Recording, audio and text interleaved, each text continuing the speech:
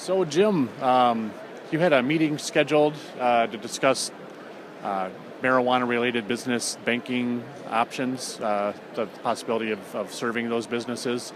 Can you tell me a little bit about what was going to transpire in that?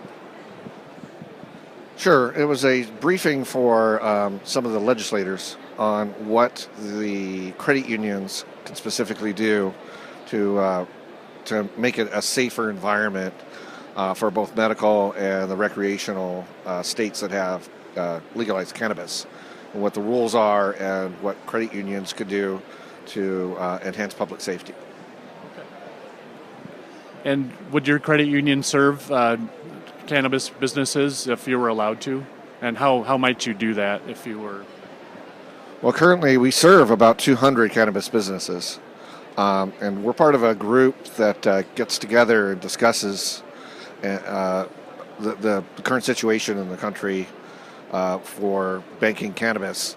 We have five core credit unions up and down the coast, including Oregon, Washington, and California.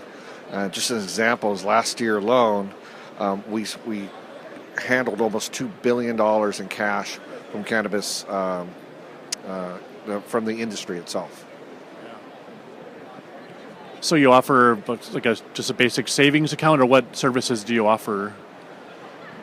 We offer deposit accounts only. I don't know of anybody that's actually lending very much in the industry. There are some loans out, for example, to maybe a retail that's part of a larger complex, and so the loan may be for the larger complex.